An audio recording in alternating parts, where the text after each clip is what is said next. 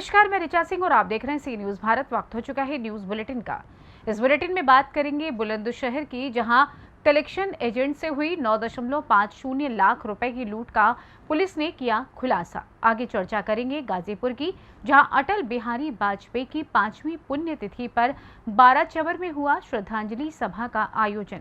साथ ही झांसी के बगरा मुख्यालय में सफाई कर्मचारी संघ का चुनाव हुआ प्रारंभ। और भी तमाम खबरों पर आइए करते हैं विस्तार से चर्चा।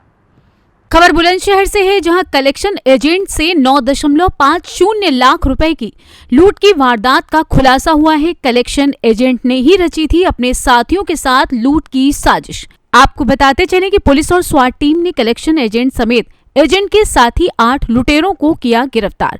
वहीं लुटेरों के कब्जे से लूटी गई रकम में से 8,71,000 रुपए बरामद हुए हैं। कलेक्शन एजेंट ने ही रची थी लूट की साजिश। वहीं पुलिस ने खुलासा कर आरोपियों के कब्जे से 5 तमंचे, कारतूस और बाइक भी बरामद की है।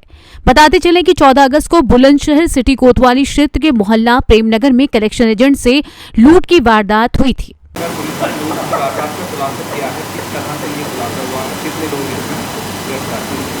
ये 14 तारीख को थाना कोतवाली नगर क्षेत्र में एक कलेक्शन एजेंट के साथ लूट की सूचना प्राप्त हुई थी, जिसमें मुकदमा पंजीकृत किया गया था संगत धाराओं में। और इस घटना के अनावरण के लिए थाना कोतवाली नगर और एसओजी की टीम को लगाया गया था, जिनके द्वारा आज इस घटना का सफल अनावरण करते हुए कुल 8 लोगों की गिरफ्तारी की गई है। इसमें पूरे प्रकरण में यह बात प्रकाश में आई कि जो तथाकथित पीड़ित था, जो कि वादी मुकदमा था, उसने खुद इस घटना की पूरी प्लानिंग करी थी। उसने अपने 2 अन्य साथियों को इन्वॉल्व करके ये लूट की घटना कराई और उसके साथ प्लानिंग में 2 अन्य लोग और भी थे।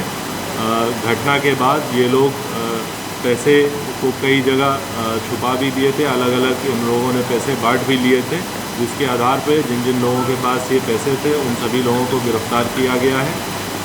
जो इसमें मोटरसाइकिल पे लूट करने में शामिल एक व्यक्ति था, जिसका कि नाम अभिषेक और विशु है, वो अभ्यस्त अपराधी है। वो दौरान मुठभेड़ आज तड़के गिरफ्तार हुआ है और उसे उपचार हेतु अस्पताल में भेजा गया है, जिसका इलाज चल रहा है। शेष जितने लोग हैं इन सभी से बरामदगी के आधार पर इनको न्यायिक अभिरक्षा में भेजा जा रहा है। और थाना कोतवाली नगर और एसओजी की टीम, जिन्होंने मात्र 48 घंटे में इस घटना का सफल अनावरण किया, उन्हें 25,000 रुपये का इनाम भी दिया जा रहा है। और पूर्व में भी ऐसा देखा गया है कि ऐसे जो कलेक्शन एजेंट्स रहते हैं वो खुद भी या तो षड्यंत्र रचते हैं या अपने साथ लूट या चोरी की घटना फर्जी दर्शाकर इस प्रकार की घटना करते हैं। तो आपके माध्यम से सभी जो वो एजेंसीज़ हैं जो कि इस प्रकार का काम करती हैं, उनसे अनुरोध है कि अपने कर्मचारियों का सत्यापन करते रहें और जो अपनी एसओपी है उसका पालन कराएं, ताकि ऐसा करने का प्रलोभन किसी को भी ना मिले। सर, कितनी रकम की लूट हुई है और कितनी रकम बरामद? देखिए, लगभग 9 लाख रुपए थे उस बैग में जो कि लूटा गया था, जिसमें कि 8,71,000 रुपये इसमें बरामद कर लिए गए हैं।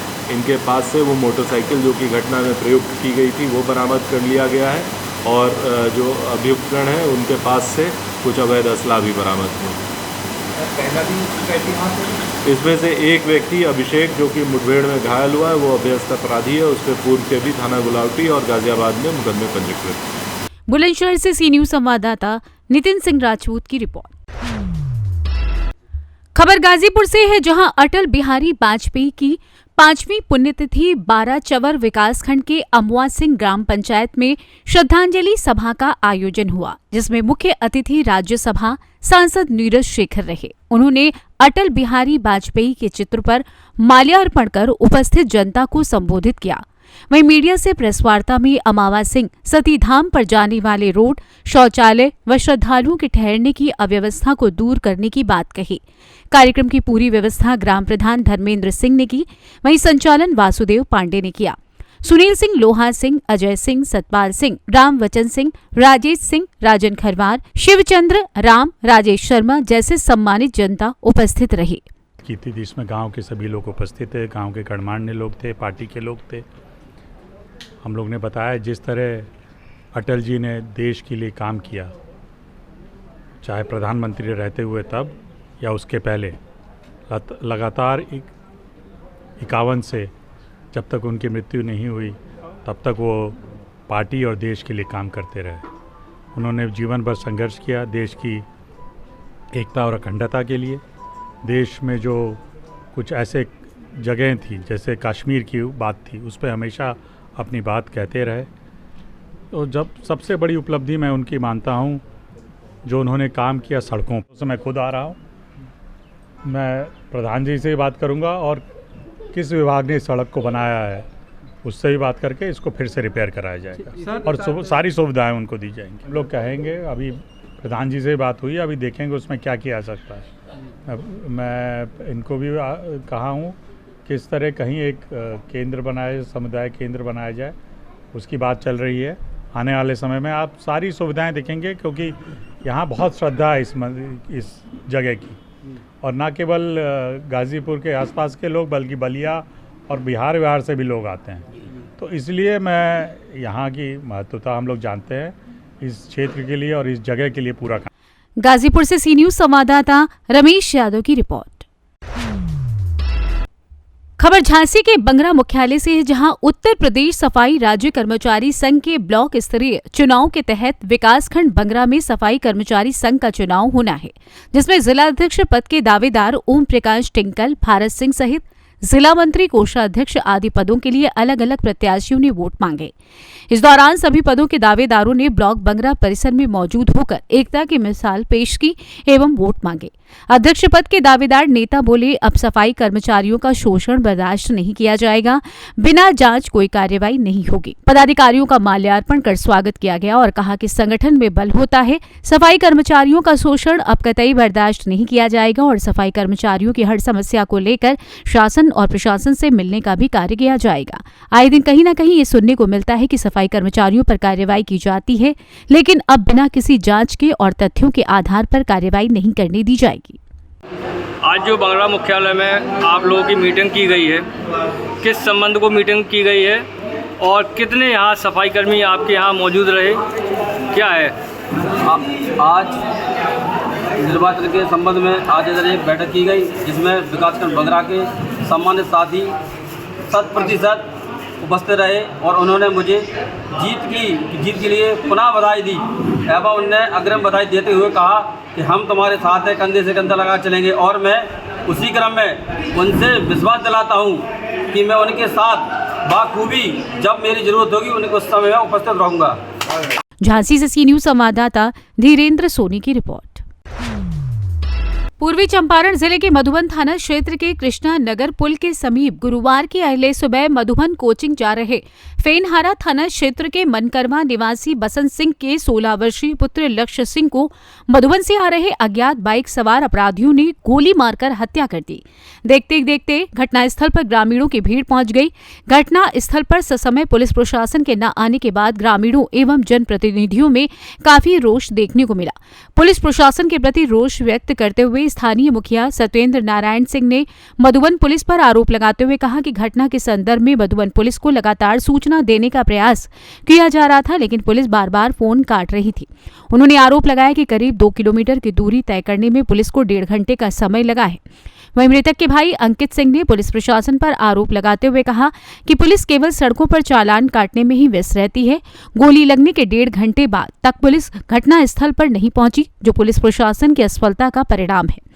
वहीं सूचना मिलने के बाद पकड़ी दयाल डीएसपी सुनील कुमार सिंह घटनास्थल पर पहुंचे और आक्रोशित लोगों को समझा बुझाकर मृतक के शव को कब्जे में लेकर पोस्टमार्टम के लिए मोतिहारी भेज दिया गया है।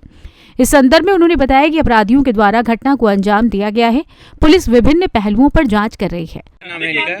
इसका नाम लक्ष्य सिंह है। कैसे हुई है घटना? देखिए, ये घटना सुबह ये ट्यूशन पढ़ने जा रहे थे, कृष्णनगरा से मधुबन ये ट्यूशन पढ़ते हैं। ट्यूशन पढ़ने जा रहे थे तभी किसी अज्ञात आदमी ने, अभी मुझे पता नहीं है, पता करूंगा, उन्होंने 3 गोली मारा है। ठीक है, और कोई प्रशासन कुछ नहीं है यहाँ, कोई प्रशासन नहीं। ये लोग सिर्फ दारू पकड़ता है, ये लोग बिना हेलमेट वाले को पकड़ता है और ये लोग बिना ड्राइविंग लाइसेंस वाले को पकड़ता है और 100 रुपया 200 रुपया लेता है। गोली मार दे, कोई कार्रवाई नहीं। अभी 1 घंटा से लाश पड़ा हुआ है, कोई पुलिस अभी तक नहीं आया। 10 मिनट पहले आया। पहले से कोई दुश्मनी किसी से?